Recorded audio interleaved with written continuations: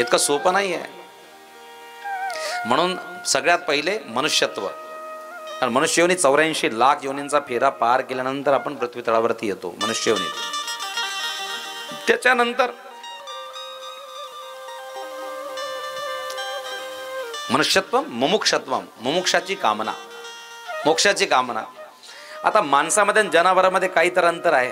तुम्ही सांगा कोणाला माहिती आहे का काय मनुष्यात आणि जनावरात अंतर काय? काय रे पोरा, काय अंतर आहे? माणूस मान जनावर मग काय अंतर आहे? अरे काय अंतर आहे? कागताई काय अंतर आहे मनुष्यात आणि जनावरात? काय अंतर आहे? हा, त्यालाही हात पाय दिले आहेत, त्यालाही नाक डोळे दिले आहेत, त्यालाही खाता येतं, तोही मुलगा जन्माला घालतो, त्यालाही झोप लागते, त्यालाही आश्रयाची आवश्यकता भासते. तो कुठेतरी गुफा शोधत असेल, कुठेतरी कानाकोपरा शोधत असेल, पण तो पण शोधतो. आपल्यापेक्षा जनावर चांगलाच येतात. आपले बीत पाहिजे, बीतना पुढे वट्टा पाहिजे, वट्टाना पुढे दगड पाहिजे, दगडना पुढे धोंडा पाहिजे. रस्ता कोणले जाऊ देवाल, रस्ता नको आपले. कोत्रा बरा आपल्यापेक्षा, तो तरी कोपरामध्ये संपटच. आम्ही आलो इकडून, रस्त्यातनं येत असताना विचार करत होतो की किती हुशार आहेत म्हटलं खेड्यापाड्यातले लोक. पहिलं घर, घरना पुढे अतिक्रमणना वट्टा, वट्टाना पुढे दगड, दगडना पुढे धोंडा, आणि त्यांना पुढे मी 2-4 घरे असा देखात.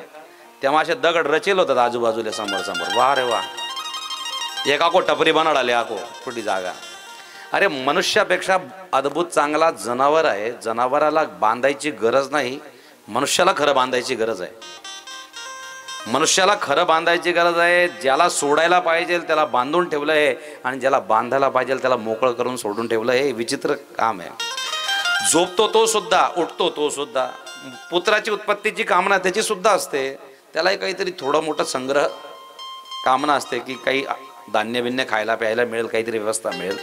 ह्या कामनेत तो सुद्धा होतो. आहार, निद्रा, भय आणि मैथून हे जर पुरुषामध्ये, मनुष्यामध्ये आणि जनावरांमध्ये सारखं असेल तर मनुष्यातला आणि जनावरातला एक छोटंसं अंतर आहे. ते एक छोटंसं अंतर म्हणजे त्याचा विचार आणि विवेक बुद्धी.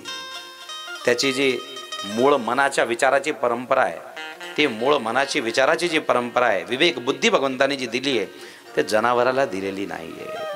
जनावर आपल्या जीवनातल्या मागच्या कर्माचे भोग ग्रहण करण्यासाठी आलेला आहे, आणि मनुष्य आपल्या जीवनातले भोग सुधरवण्यासाठी पृथ्वी तळावरती आला आहे.